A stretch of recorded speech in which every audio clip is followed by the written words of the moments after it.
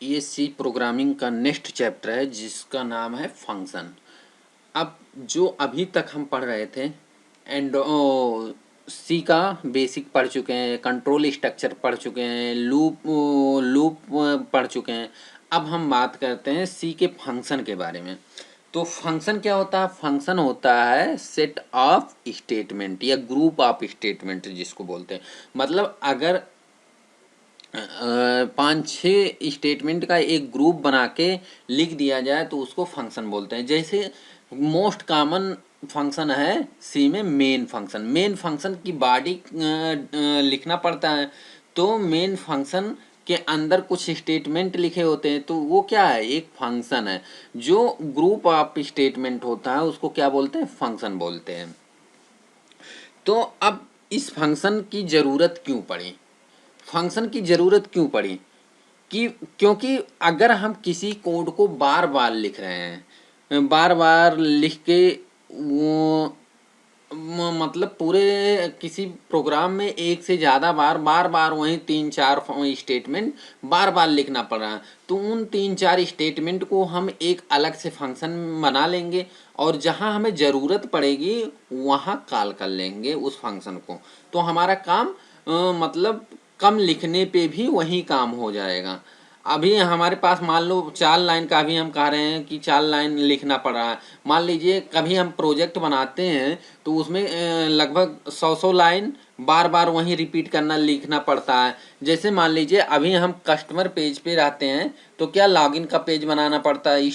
अगर हम स्टूडेंट के पेज पे रहते हैं तब भी लॉगिन का पेज बनाना पड़ता है। तो हम क्या करेंगे, लॉगिन वाला जो पोर्शन है उसको हम एक अलग फंक्शन में लिख लेंगे। लेकिन अभी हम सी पढ़ रहे हैं, सी बेसिक पढ़ रहे हैं, तो अभी हम वहाँ तक नहीं जाते। सिर्फ हमें क्या कहना है कि जो जो कोड को जो जो लाइन को हमें बार बार ज़रूरत पड़ती है उसको हम एक अलग फंक्शन में डिक्लेयर कर लेंगे, फिर हमें ज़रूरत पड़ेगी तो कॉल कर लेंगे। तो फंक्शन क्या हुआ? फंक्शन क्या हुआ कि फंक्शन सेट ऑफ स्टेटमेंट है। किसके लिए स्टेटमेंट है? कोई स्पेसिफिक टास्क परफॉर्म करने के लिए। तो आई होप समझ में आ गया होगा कि फंक्शन क्या है। जैसे सिंपल समझिए कि प्रिंट एफ क्या है? एक फंक्शन है।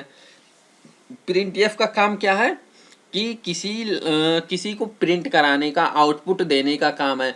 तो ये देखिए हम प्रिंट एफ फंक्शन की बॉडी में बार बार नहीं लिख रहे हैं।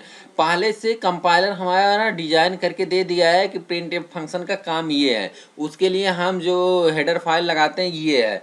तो जो हम फंक्शन बनाते हैं, मतलब जो फंक्शन होता है वो दो टाइप का हो सकता है। एक यूजर डिफाइन फंक्शन, एक प्री डिफाइन फंक्शन होता है। तो जिस जिस स्टेटमेंट को हमें फंक्शन में इंक्लूड करना होगा वो क्या करेंगे, वो अलग हम फंक्शन में बना लेंगे। जैसा यहाँ लिखा गया है, क्या लिखा गया है? You can divide up your code into separate function. How you divide up to your code among different function is up to you, but logically the division usually is so each function perform a specific task। मतलब जो line हम break करके function के अंदर लिखेंगे वो उस उन लाइनों का को कुछ ना कुछ एक स्पेसिफिक टास्क होगा। ऐसा नहीं है कि हम किसी 3 लाइन को उठा के एक फंक्शन में डाल दें, ऐसा नहीं फंक्शन होता। फंक्शन में वो चीज़ें लिखी होगी, उतनी ही स्टेटमेंट होगी जो किसी एक टास्क के लिए। जैसे अगर हमें ऐड का सम लिखना है तो 2 नंबर का ऐड करने का प्रोग्राम लिखना है, तो हम क्या करेंगे कि जो पूरा लॉजिक है ऐड करने का प्रोग्राम उसको एक फंक्शन में बना लेंगे। मान लीजिए अब वो 2 नंबर कुछ भी हो सकते हैं। मान लीजिए हम कह रहे हैं कि 49 और 50 को ऐड करने का प्रोग्राम लिखना है, तो उस फंक्शन को जो हम डिक्लेयर किए हैं, जो बनाए हैं, डिफाइन किए हैं, उसको हम कॉल कर लेंगे 49-50 के लिए। मान लीजिए हम 100 और 99 के लिए मतलब ऐड करना चाहते हैं तो उसके लिए कॉल कर लेंगे। मान लीजिए हम 1 और 15 को ऐड करना चाहते हैं तो उस फंक्शन को 1 और 15 के लिए कॉल कर लेंगे। तो मतलब ये इसका मतलब क्या हुआ कि हम फंक्शन में उतना ही स्टेटमेंट लिखते हैं जो किसी एक स्पेसिफिक टास्क को परफॉर्म करने के लिए ज़रूरत है। हम कम या ज़्यादा नहीं लिखते कि हम 3 लाइन लिख दिए, आधा अधूरा काम कर दिए, तो ऐसा नहीं होता। फंक्शन में क्या होता है, कोई स्पेसिफिक टास्क उसके द्वारा परफॉर्म कर दिया जाए, तो वो स्टेटमेंट हम फंक्शन के अंदर लिखते हैं। अगर हम यूजर डिफाइन फंक्शन बना रहे हैं तो सबसे पहले फंक्शन को डिक्लेरेशन करना पड़ता है। डिक्लेरेशन को मतलब प्रोटोटाइप करना पड़ता है। प्रोटोटाइप का मतलब कंपाइलर को हमें बताना पड़ता है कि हम जो फंक्शन यूज कर रहे हैं उसका नाम क्या है, उसकी रिटर्न टाइप क्या है, उसका पैरामीटर क्या है। तो इसके लिए हम फंक्शन का डिक्लेरेशन करते हैं। जैसा कि यहाँ देखिए लिखा गया है, a function declaration tell the compiler about a functions name, return type and parameter. मतलब डिक्लेरेशन करने का मतलब क्या हुआ कि हम कंपाइलर को बता रहे हैं कि फंक्शन का, जो हम फंक्शन यूज करने वाले हैं उसका नाम क्या है, रिटर्न टाइप क्या है, और उसमें जो पैरामीटर यूज करने वाले हैं वो किस टाइप का है और कितना है। ये सब डिक्लेरेशन के थ्रू हम कंपाइलर को बताते हैं। फिर क्या होता है, अगर हम डिक्लेरेशन कर दें तो फंक्शन को डिफाइन करते हैं। फंक्शन डिफाइन करने का मतलब जो एक्चुअल फंक्शन की बॉडी होती है उसके अंदर जो स्टेटमेंट होता है वो डिफाइन करते हैं। फिर अगर हमें फंक्शन की जहां हमारे मेन प्रोग्राम में ज़रूरत पड़ती है उस फंक्शन को, उस फंक्शन के, तो हम उस फंक्शन को कॉल करते हैं। तो पूरे जो फंक्शन होता है, हम यूजर डिफाइन फंक्शन की बात कर रहे हैं, जो हम यूजर डिफाइन फंक्शन बना रहे हैं उसमें 3 स्टेप हुए। एक तो फंक्शन का डिक्लेरेशन, जिसका दूसरा नाम फंक्शन प्रोटोटाइप है। फिर दूसरा है फंक्शन की डिफिनीशन। फिर तीसरा है फंक्शन की कॉलिंग। तो ये होता है पूरा फंक्शन के बारे में, यही सब पढ़ेंगे। अब कुछ होता है जैसे प्रिंट एफ, स्कैन एफ, ये सब भी फंक्शन है। फंक्शन के मतलब किसी भी जैसे ये लिखा है मेन, मेन के आगे ये लगा है छोटा कोष्टक, तो ये क्या है, फंक्शन है। फंक्शन पहचानने का मेन तरीका यही है कि अगर किसी वेरिएबल के आगे या किसी कीवर्ड के आगे या मतलब कीवर्ड नहीं, वेरिएबल के आगे अगर छोटा कोष्टक का साइन लगा है तो हम क्या कहते हैं कि वो फंक्शन है। तो क्या है, जैसे str कैट एक क्या है, प्री डिफाइंड फंक्शन है। मेम कैप, मेम कीपी क्या है, एक प्री डिफाइंड फंक्शन है।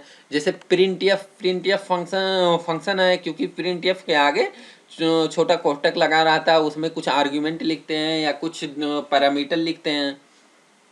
तो क्या है, ये प्री डिफाइंड फंक्शन है। तो हम यहाँ प्री डिफाइंड फंक्शन के बारे में बात नहीं करेंगे, हम यहाँ यूजर डिफाइंड फंक्शन के बारे में बात करेंगे। लेकिन फंक्शन पढ़ने से पहले हमें थोड़ा बहुत वेरिएबल का नॉलेज होना चाहिए कि कौन सा वेरिएबल ग्लोबल वेरिएबल होता है, कौन सा लोकल। हम पिछले भी वीडियो में बता चुके हैं वेरिएबल के बारे में। जब हम पढ़ रहे थे इंट्रोडक्शन वाला चैप्टर सी का, तो हम वहाँ वेरिएबल के बारे में डिटेल में बताए थे कि ग्लोबल वेरिएबल क्या होता है, लोकल वेरिएबल क्या होता है। लेकिन हम थोड़ा बहुत यहाँ चर्चा करेंगे। ग्लोबल वेरिएबल वो वेरिएबल होता है जो किसी फंक्शन के बाहर डिक्लेयर की जाती है। लोकल वेरिएबल वह वेरिएबल होता है जो किसी फंक्शन के ब्लॉक के अंदर डिक्लेयर किया जाता है। अगर फंक्शन के ब्लॉक के अंदर डिक्लेयर किया गया है तो सिर्फ उस फंक्शन के लिए ही वेरिएबल है, मतलब उस फंक्शन के लिए लोकल वेरिएबल है, वहाँ तक ही वो सीमित है, उसका वैलिडिटी वहीं तक सीमित है।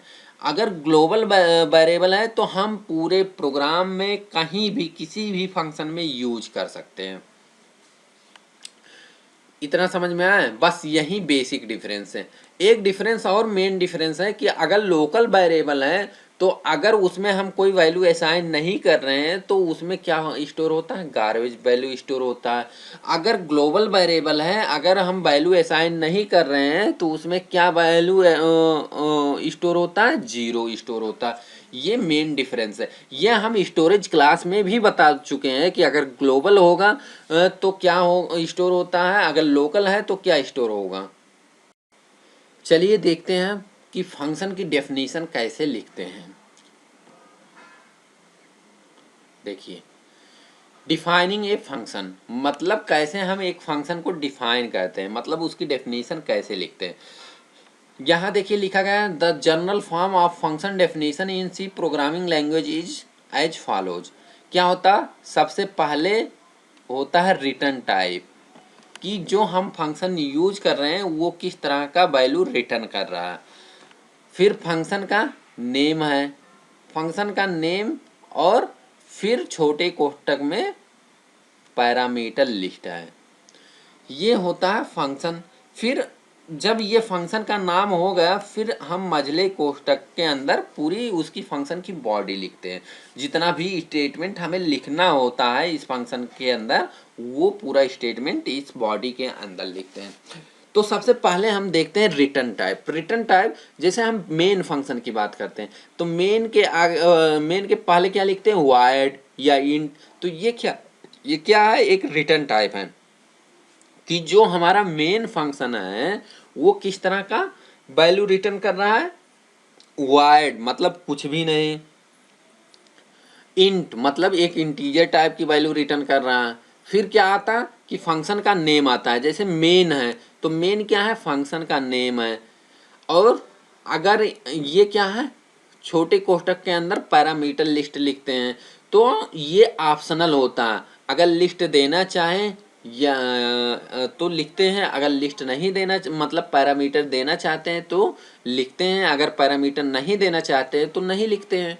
ये जाहिर सी बात हुआ, जो कि यहाँ पूरा संक्षेप में लिखा गया है कि रिटर्न टाइप क्या है। तो देखिए रिटर्न टाइप में क्या लिखा है, ए फंक्शन में रिटर्न ए वैल्यू, मतलब एक फंक्शन कोई वैल्यू रिटर्न कर सकता है। The return type is the data type of the value the function return, मतलब जो ये फंक्शन किस तरह का डाटा टाइप रिटर्न कर रहा है उसके बारे में लिखते हैं। जैसे वाइड लिखते हैं, इंट लिखते हैं, फ्लोट लिखते हैं, कैर लिखते हैं, जिस तरह के वैल्यू ये फंक्शन रिटर्न करता है। Some function perform to desired operation without returning a value. In this case the return type is the keyword void, मतलब कुछ ऐसे फंक्शन है कि कुछ भी नहीं रिटर्न करते तो उसके लिए हम कौन सा कीवर्ड यूज करते हैं, void। जैसे हम बहुत से प्रोग्राम में void main लिखे होंगे, तो void main लिखने का मतलब जो मेन फंक्शन है कुछ भी नहीं रिटर्न कर रहा है। आई होप समझ में आ गया होगा रिटर्न टाइप के बारे में। अब देखते हैं फंक्शन नेम। फंक्शन नेम का मतलब हुआ this is the actual name of the function, मतलब ये क्या है कि एक्चुअल नेम है किसी फंक्शन का। The function name and the parameter list together constitute the function signature. अगर हम फंक्शन बना रहे हैं तो उसके अंदर पैरामीटर फंक्शन का नाम और पैरामीटर लिस्ट होता है। पैरामीटर क्या होता है, पैरामीटर ये parameter is a like a place holder. जैसे हम एक वेरिएबल की बात करते हैं, वेरिएबल क्या है कि एक प्लेस होल्डर देता है, मेमोरी में एक जगह क्रिएट करता है कुछ स्टोर करने के लिए। उसी तरह से पैरामीटर का मतलब क्या हुआ, ये प्लेस होल्डर है।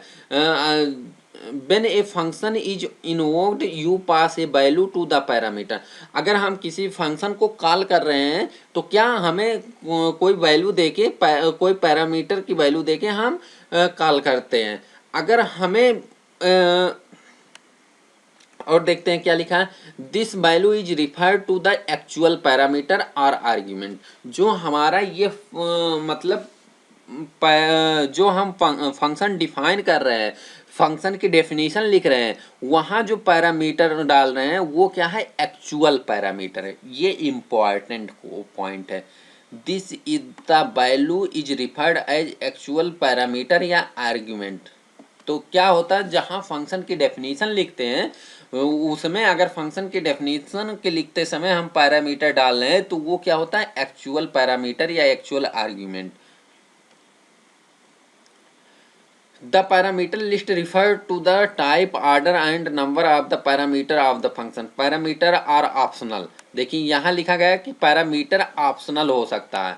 दैट इज ए फंक्शन में कंटेन नो पैरामीटर, मतलब पैरामीटर दे भी सकते हैं नहीं भी दे सकते, ये क्या है, ऑप्शनल है।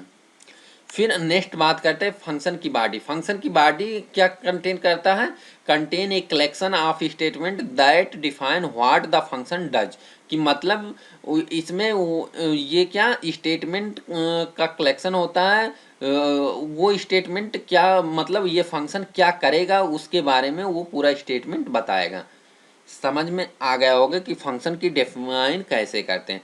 तो सिंपल एक बार दोबारा रिपीट करके देख लेते हैं कि फंक्शन अगर हम डिफाइन कर रहे हैं तो सबसे पहले फंक्शन का रिटर्न टाइप होता है, फिर फंक्शन का नेम होता है, फिर फंक्शन का पैरामीटर या आर्गुमेंट लिस्ट होता है, फिर फंक्शन की बॉडी होती है। आई होप समझ में आ गया होगा। अब बात देखिए एक एग्जाम्पल से समझ लेते हैं कि अगर मान लीजिए हमें क्या करना है, फंक्शन रिटर्निंग ए मैक्स बिटवीन टू नंबर। देखिए अगर दो नंबर के बीच में मैक्स नंबर निकालना, बड़ा नंबर निकालना है तो हम कुछ इस टाइप का फंक्शन बनाते हैं। क्या? Int max. इंट क्या है कि मैक्स फंक्शन किस टाइप की वैल्यू रिटर्न कर रहा है? इंटीजर टाइप का। और इसमें पैरामीटर जो है इंट नंबर 1 और इंट नंबर 2। तो इंट नम 1 और नम 2 का मतलब क्या है कि ये एक्चुअल पैरामीटर है। अब फंक्शन की बॉडी कैसे डिफाइन कर रहे हैं कि मान लीजिए अगर एक हम वेरिएबल ले रहे हैं इंट रिजल्ट। अब फिर एक इफ स्टेटमेंट लगाएं, अगर num1 ग्रेटर देन num2 है तो रिजल्ट में num1 स्टोर होगा, एल्स रिजल्ट में num2 स्टोर हो जाएगा। और रिटर्न क्या कर रहा है? रिजल्ट। रिटर्न क्या कर रहा है? रिजल्ट। क्यों रिटर्न कर रहा है? क्योंकि ये जो फंक्शन है वो किस टाइप का है? इंटीजर टाइप का है। तो मतलब ये फंक्शन क्या है? कुछ ना कुछ रिटर्न कर रहा होगा। अगर मान लीजिए कुछ ना कुछ मतलब हम कुछ नहीं रिटर्न करवाना चाह रहे हैं लेकिन हम गलती से इंट लगा दिए तो रिटर्न 0 कर सकते हैं। अब ये फंक्शन बनाने का हमारा एडवांटेज क्या हुआ? देखिए सबसे पहले फंक्शन बनाने का एडवांटेज ये हुआ कि जो हम अपने प्रोग्राम में लेंदी कोड लिखते थे, मतलब कहीं ऐसा प्रोग्राम करने की ज़रूरत पड़ गई कि वहीं मान लीजिए सम के प्रोग्राम को बार बार करना पड़ रहा है कि 3-4 जगह करना पड़ रहा है, तो उससे अच्छा है कि हम उस सम वाले प्रोग्राम को एक फंक्शन में डिक्लेयर कर ले और जहां हमें ज़रूरत पड़े वहां कॉल कर ले। तो इससे क्या हुआ कि हमारा रिड्यूस हो गया नंबर ऑफ लाइन कोड का। क्यों रिड्यूस हो गया? कि हमें 4-5 बार लिखने से अच्छा है कि एक जगह लिख रहे हैं तो एक जगह लिखने में और 4-5 जगह लिखने में बहुत लाइन का अंतर आएगा। आई होप समझ में आ गया होगा। फिर दूसरा एडवांटेज ये सबसे बड़ा है कि जो फंक्शन हम बना रहे हैं कि अगर हम एक बार बना दे रहे हैं और कभी भी उस फंक्शन को दोबारा हम कॉल कर सकते हैं। मतलब अगर हम फंक्शन को बना रहे हैं, कभी बनाए थे तो उस फंक्शन को हम कभी भी प्रोग्राम में कॉल कर सकते हैं, कहीं भी कॉल कर सकते हैं। फिर अगला क्या है? अगला एडवांटेज है ये function can be use keep away from rewriting the same block of code which we are going you to are more location in the program. This is specially useful to code involved in long or complicated. अगर हम complicated programme कर रहे हैं, कोई लंबा programme कर रहे हैं, तो उसमें क्या है कि अगर हमें 3-4 लाइन को बार बार रिपीट करना पड़ रहा है तो हम उस लाइन को क्या करेंगे, हम अपने किसी फंक्शन में डाल के बार बार वही फंक्शन को कॉल कर लेंगे। जो फंक्शन हमारा है वो किस तरह का top down modular programming language possible कराता है। टॉप डाउन मॉड्यूलर अप्रोच का मतलब अगर हम फंक्शन बनाए हैं तो वो फंक्शन कॉल करेगा। तो जहाँ फंक्शन कॉल कर रहा है फिर फंक्शन कॉल ऐसे नहीं होता, फंक्शन की पूरा हमारा कंपाइलर चेक करता है कि ये फंक्शन कहाँ है, तो वहाँ उस फंक्शन पे रिटर्न होके जाएगा, फिर वहाँ से वो देखेगा कि इसका आउटपुट क्या आ रहा है। तो इस तरह से कौन सी प्रोग्रामिंग हो गई? टॉप डाउन मॉड्यूलर प्रोग्रामिंग हो गई अगर फंक्शन का यूज कर रहे हैं। तो आई होप पूरा समझ में आ गया होगा कि हम फंक्शन क्या होता है, फंक्शन को कैसे बनाते हैं। अब हम नेक्स्ट में बात करेंगे, जब हम फंक्शन के बारे में अभी डिटेल में बताएंगे तो हम वहाँ बताएंगे कि प्रोटोटाइप कैसे करते हैं, कॉल कैसे करते हैं, इन सब के बारे में बात करेंगे। अगर हम बात कर रहे हैं कि जो फंक्शन है, जो यूजर डिफाइन फंक्शन है वो 4 तरीके की हो सकता है। 4 तरीके कहने का मतलब चार तरीके से हम फंक्शन को बना सकते हैं। पहला क्या है, फंक्शन विथ नो आर्ग्यूमेंट, की मतलब जो फंक्शन का पैरामीटर है कुछ भी नहीं हो सकता है, मतलब कोई भी आर्ग्यूमेंट या कोई भी पैरामीटर नहीं हो सकता। और नो रिटर्न वैल्यू, मतलब कुछ रिटर्न भी नहीं कर रहा है, तो वो इस एक कैटेगरी का फंक्शन हो गया। Function with no argument and return value, कि मतलब जो पैरामीटर में है कुछ आर्ग्यूमेंट नहीं दे रहे हैं और रिटर्न कुछ वैल्यू रिटर्न कर रहा है। तीसरे तरीके का फंक्शन कौन सा है, कि कुछ आर्ग्यूमेंट ले और नो रिटर्न करे, मतलब रिटर्न टाइप वाइड हो और कुछ आर्ग्यूमेंट ले, कुछ पैरामीटर ले। चौथे तरीके का फंक्शन क्या है, कि function which argument and return, मतलब आर्ग्यूमेंट भी हो उसमें, उस फंक्शन में, और कुछ रिटर्न भी कर रहा है। तो ये टोटल 4 तरीके के फंक्शन हो गए। देखिए अब फंक्शन को इस फोटो के द्वारा समझ लेते हैं, इस फिगर के द्वारा समझ लेते हैं। जो ये जैसे ऐड का प्रोग्राम है, तो ऐड का प्रोग्राम के लिए जो बॉडी डिजाइन की गई है, ये क्या है, फंक्शन की डेफिनीशन है। आइए इसको क्या बोलते हैं, फंक्शन डेफिनीशन। अगर फंक्शन की डेफिनीशन मेन के पहले कर रहे हैं तो हमें प्रोटोटाइप करने की ज़रूरत नहीं पड़ती है, कर भी सकते हैं, वैसे करने की ज़रूरत नहीं पड़ती। अगर इसी फंक्शन की डेफिनीशन हम मेन फंक्शन के बाद कहीं करते तो हमें क्या करना पड़ता है, इस फंक्शन की प्रोटोटाइप करना पड़ता। प्रोटोटाइप करने का मतलब हो गया कि कंपाइलर को ये बता रहे हैं कि इस फंक्शन का यूज हम करने वाले हैं अपने प्रोग्राम। तो प्रोटोटाइप कैसे करते हैं हम नेक्स्ट वीडियो में बात करेंगे। यहाँ सिर्फ बता रहे हैं कि फंक्शन डेफिनेशन कैसे लिखते हैं, और इस फंक्शन को अगर हमें प्रोग्राम में यूज करना होगा तो फंक्शन की कॉल करते हैं। जैसे क्या है, वाइड ऐड, तो ऐड नाम का हम फंक्शन बनाए तो ऐड नाम से हम कॉल करेंगे ऐड 1015, तो ये क्या है, फंक्शन की कॉलिंग है। ऐड 15 55 और 64, तो क्या है, ये फंक्शन कॉल हो रहा है। ऐड 168 कामा 325, मतलब जो दो पैरामीटर यहाँ डाले हैं, दो आर्ग्यूमेंट डाले हैं, उन दो आर्ग्यूमेंट को के द्वारा हम क्या कर रहे हैं, फंक्शन को कॉल कर रहे हैं। तो ये हो गया फंक्शन की कॉलिंग। डिटेल अगले वीडियो में इनके बारे में डिटेल में चर्चा होगी। इसी पे आप वीडियो की समाप्त करते हैं, और वीडियो को समाप्त करने से पहले इस वीडियो का क्यूटीबी पूछ लेते हैं। इस वीडियो का क्यूटीबी ये है कि जो हमारा ये मेन फंक्शन है, जो यहाँ मेन लिखा है वाइड मेन, वो किस तरह का फंक्शन है, यूजर डिफाइंड फंक्शन है या प्री डिफाइंड फंक्शन है।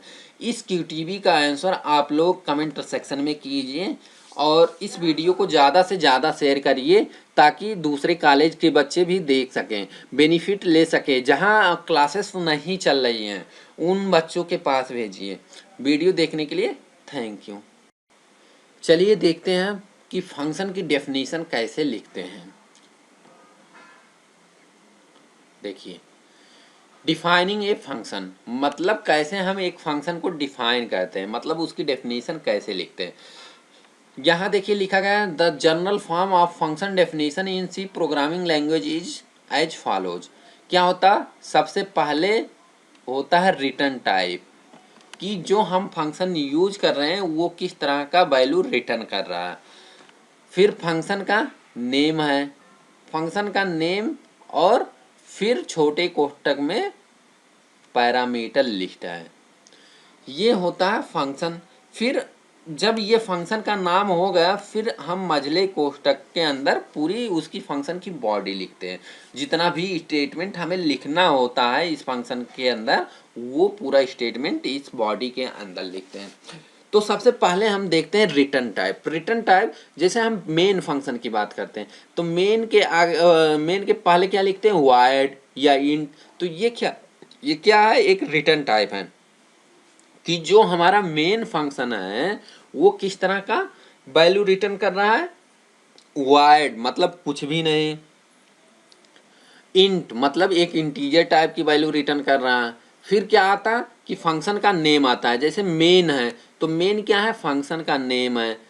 और अगर ये क्या है, छोटे कोष्ठक के अंदर पैरामीटर लिस्ट लिखते हैं, तो ये ऑप्शनल होता है। अगर लिस्ट देना चाहें या तो लिखते हैं, अगर लिस्ट नहीं देना मतलब पैरामीटर देना चाहते हैं तो लिखते हैं, अगर पैरामीटर नहीं देना चाहते हैं तो नहीं लिखते हैं। ये जाहिर सी बात हुआ। जो कि यहाँ पूरा संक्षेप में लिखा गया है कि रिटर्न टाइप क्या है। तो देखिए रिटर्न टाइप में क्या लिखा है, ए फंक्शन में रिटर्न ए वैल्यू, मतलब एक फंक्शन कोई वैल्यू रिटर्न कर सकता है। The return type is the data type of the value the function return, मतलब जो ये फंक्शन किस तरह का डाटा टाइप रिटर्न कर रहा है उसके बारे में लिखते हैं। जैसे वाइड लिखते हैं, इंट लिखते हैं, फ्लोट लिखते हैं, कैर लिखते हैं, जिस तरह के वैल्यू ये फंक्शन रिटर्न करता है। Some function perform to desired operation without returning a value. In this case the return type is the keyword void, मतलब कुछ ऐसे फंक्शन है कि कुछ भी नहीं रिटर्न करते, तो उसके लिए हम कौन सा कीवर्ड यूज करते हैं, void। जैसे हम बहुत से प्रोग्राम में void main लिखे होंगे, तो void main लिखने का मतलब जो मेन फंक्शन है कुछ भी नहीं रिटर्न कर रहा है। आई होप समझ में आ गया होगा रिटर्न टाइप के बारे में। अब देखते हैं फंक्शन नेम। फंक्शन नेम का मतलब हुआ this is the actual name of the function, मतलब ये क्या है कि एक्चुअल नेम है किसी फंक्शन का। The function name and the parameter list together constitute the function signature. अगर हम फंक्शन बना रहे हैं तो उसके अंदर पैरामीटर फंक्शन का नाम और पैरामीटर लिस्ट होता है। पैरामीटर क्या होता है, पैरामीटर ये parameter is a like a place holder. जैसे हम एक वेरिएबल की बात करते हैं, वेरिएबल क्या है कि एक प्लेस होल्डर देता है, मेमोरी में एक जगह क्रिएट करता है कुछ स्टोर करने के लिए। उसी तरह से पैरामीटर का मतलब क्या हुआ, ये प्लेस होल्डर है। when a function is invoked you pass a value to the parameter।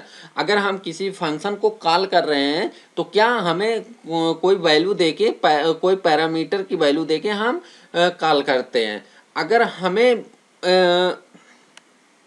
और देखते हैं क्या लिखा है, this value is refer to the actual parameter और आर्ग्यूमेंट। जो हमारा ये मतलब जो हम फंक्शन डिफाइन कर रहे हैं, फंक्शन की डेफिनेशन लिख रहे हैं, वहाँ जो पैरामीटर डाल रहे हैं वो क्या है, एक्चुअल पैरामीटर है। ये इम्पॉर्टेंट पॉइंट है। This is the value is referred as actual parameter या आर्ग्यूमेंट। तो क्या होता है, जहाँ फंक्शन की डेफिनेशन लिखते हैं उसमें अगर फंक्शन की डेफिनेशन के लिखते समय हम पैरामीटर डाल रहे हैं तो वो क्या होता है, एक्चुअल पैरामीटर या एक्चुअल आर्ग्यूमेंट।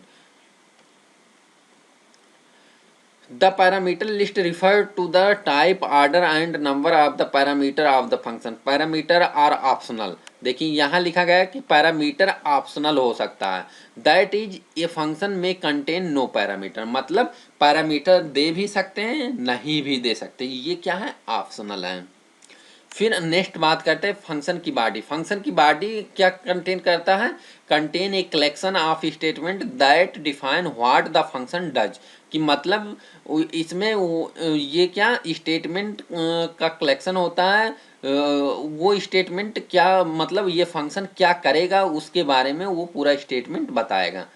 समझ में आ गया होगा कि फंक्शन की डिफाइन कैसे करते हैं।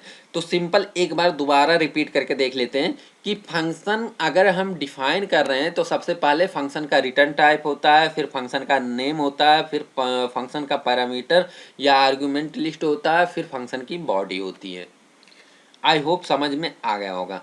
अब बात देखिए एक एग्जाम्पल से समझ लेते हैं कि अगर मान लीजिए हमें क्या करना है, फंक्शन रिटर्निंग ए मैक्स बिटवीन टू नंबर। देखिए अगर दो नंबर के बीच में मैक्स नंबर निकालना, बड़ा नंबर निकालना है तो हम कुछ इस टाइप का फंक्शन बनाते हैं। क्या, इंट मैक्स। इंट क्या है कि मैक्स फंक्शन किस टाइप की वैल्यू रिटर्न कर रहा है, इंटीजर टाइप का। और इसमें पैरामीटर जो है इंट नंबर 1 और इंट नंबर 2। तो इंट num1 और num2 का मतलब क्या है कि ये एक्चुअल पैरामीटर है। अब फंक्शन की बॉडी कैसे डिफाइन कर रहे हैं कि मान लीजिए अगर एक हम वेरिएबल ले रहे हैं इंट रिजल्ट, अब फिर एक इफ स्टेटमेंट लगाएं, अगर num1 ग्रेटर देन num2 है तो रिजल्ट में num1 स्टोर होगा, एल्स रिजल्ट में num2 स्टोर हो जाएगा। और रिटर्न क्या कर रहा है, रिजल्ट। रिटर्न क्या कर रहा है, रिजल्ट। क्यों रिटर्न कर रहा है, क्योंकि ये जो फंक्शन है वो किस टाइप का है, इंटीजर टाइप का है। तो मतलब ये फंक्शन क्या है, कुछ ना कुछ रिटर्न कर रहा होगा। अगर मान लीजिए कुछ ना कुछ मतलब हम कुछ नहीं रिटर्न करवाना चाह रहे हैं, लेकिन हम गलती से इंट लगा दिए तो रिटर्न 0 कर सकते हैं।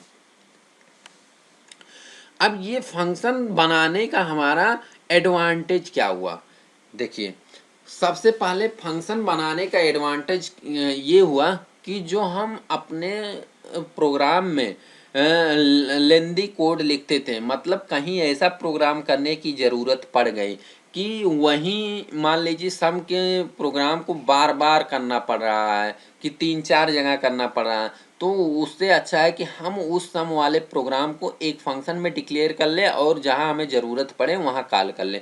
तो इससे क्या हुआ कि हमारा रिड्यूस हो गया नंबर ऑफ लाइन कोड का। क्यों रिड्यूस हो गया कि हमें 4-5 बार लिखने से अच्छा है कि एक जगह लिख रहे हैं तो एक जगह लिखने में और 4-5 जगह लिखने में बहुत लाइन का अंतर आएगा। आई होप समझ में आ गया होगा। फिर दूसरा एडवांटेज ये सबसे बड़ा है कि जो फंक्शन हम बना रहे हैं कि अगर हम एक बार बना दे रहे हैं और कभी भी उस फंक्शन को दोबारा हम कॉल कर सकते हैं। मतलब अगर हम फंक्शन को बना रहे हैं, कभी बनाए थे तो उस फंक्शन को हम कभी भी प्रोग्राम में कॉल कर सकते हैं, कहीं भी कॉल कर सकते हैं। फिर अगला क्या है, अगला एडवांटेज है ये function can be use keep away from rewriting the same block of code which we are going you to are more location in the program. This is specially useful to code involved in long or complicated. अगर हम complicated programme कर रहे हैं, कोई लंबा programme कर रहे हैं, तो उसमें क्या है कि अगर हमें 3-4 लाइन को बार बार रिपीट करना पड़ रहा है तो हम उस लाइन को क्या करेंगे, हम अपने किसी फंक्शन में डाल के बार बार वही फंक्शन को कॉल कर लेंगे। जो फंक्शन हमारा है वो किस तरह का top down modular programming language possible कराता है। टॉप डाउन मॉड्यूलर अप्रोच का मतलब अगर हम फंक्शन बनाए हैं तो वो फंक्शन कॉल करेगा। तो जहाँ फंक्शन कॉल कर रहा है, फिर फंक्शन कॉल ऐसे नहीं होता, फंक्शन की पूरा हमारा कंपाइलर चेक करता है कि ये फंक्शन कहाँ है, तो वहाँ उस फंक्शन पे रिटर्न होके जाएगा, फिर वहाँ से वो देखेगा कि इसका आउटपुट क्या आ रहा है। तो इस तरह से कौन सी प्रोग्रामिंग हो गई, टॉप डाउन मॉड्यूलर प्रोग्रामिंग हो गई अगर फंक्शन का यूज कर रहे हैं। तो आई होप पूरा समझ में आ गया होगा कि हम फंक्शन क्या होता है, फंक्शन को कैसे बनाते हैं। अब हम नेक्स्ट में बात करेंगे, जब हम फंक्शन के बारे में अभी डिटेल में बताएंगे तो हम वहाँ बताएंगे कि प्रोटोटाइप कैसे करते हैं, कॉल कैसे करते हैं, इन सब के बारे में बात करेंगे। अगर हम बात कर रहे हैं कि जो फंक्शन है, जो यूजर डिफाइंड फंक्शन है, वो 4 तरीके की हो सकता है। 4 तरीके का आने का मतलब चार तरीके से हम फंक्शन को बना सकते हैं। पहला क्या है, फंक्शन विथ नो आर्ग्यूमेंट, की मतलब जो फंक्शन का पैरामीटर है कुछ भी नहीं हो सकता है, मतलब कोई भी आर्ग्यूमेंट या कोई भी पैरामीटर नहीं हो सकता। और नो रिटर्न वैल्यू, मतलब कुछ रिटर्न भी नहीं कर रहा है, तो वो इस एक कैटेगरी का फंक्शन हो गया। Function with no argument and return value, की मतलब जो पैरामीटर में है कुछ आर्ग्यूमेंट नहीं दे रहे हैं और रिटर्न कुछ वैल्यू रिटर्न कर रहा है। तीसरे तरीके का फंक्शन कौन सा है कि कुछ आर्ग्यूमेंट ले और नो रिटर्न करे, मतलब रिटर्न टाइप वाइड हो और कुछ आर्ग्यूमेंट ले, कुछ पैरामीटर ले। चौथे तरीके का फंक्शन क्या है कि function which argument and return, मतलब आर्ग्यूमेंट भी हो उसमें, उस फंक्शन में, और कुछ रिटर्न भी कर रहा है। तो ये टोटल 4 तरीके के फंक्शन हो गए। देखिए अब फंक्शन को इस फोटो के द्वारा समझ लेते हैं, इस फिगर के द्वारा समझ लेते हैं। जो ये जैसे ऐड का प्रोग्राम है, तो ऐड का प्रोग्राम के लिए जो बॉडी डिजाइन की गई है, ये क्या है, फंक्शन की डेफिनीशन है। आइए इसको क्या बोलते हैं, फंक्शन डेफिनीशन। अगर फंक्शन की डेफिनीशन मेन के पहले कर रहे हैं तो हमें प्रोटोटाइप करने की ज़रूरत नहीं पड़ती है, कर भी सकते हैं, वैसे करने की ज़रूरत नहीं पड़ती। अगर इसी फंक्शन की डेफिनीशन हम मेन फंक्शन के बाद कहीं करते तो हमें क्या करना पड़ता है, इस फंक्शन की प्रोटोटाइप करना पड़ता। प्रोटोटाइप करने का मतलब हो गया कि कंपाइलर को ये बता रहे हैं कि इस फंक्शन का यूज हम करने वाले हैं अपने प्रोग्राम। तो प्रोटोटाइप कैसे करते हैं हम नेक्स्ट वीडियो में बात करेंगे। यहाँ सिर्फ बता रहे हैं कि फंक्शन डेफिनेशन कैसे लिखते हैं, और इस फंक्शन को अगर हमें प्रोग्राम में यूज करना होगा तो फंक्शन की कॉल करते हैं। जैसे क्या है, वाइड ऐड, तो ऐड नाम का हम फंक्शन बनाए तो ऐड नाम से हम कॉल करेंगे ऐड 1015, तो ये क्या है, फंक्शन की कॉलिंग है। ऐड 15 55 और 64, तो क्या है, ये फंक्शन कॉल हो रहा है। ऐड 168 कामा 325, मतलब जो दो पैरामीटर यहाँ डाले हैं, दो आर्ग्यूमेंट डाले हैं, उन दो आर्ग्यूमेंट को के द्वारा हम क्या कर रहे हैं, फंक्शन को कॉल कर रहे हैं। तो ये हो गया फंक्शन की कॉलिंग। डिटेल अगले वीडियो में इनके बारे में डिटेल में चर्चा होगी।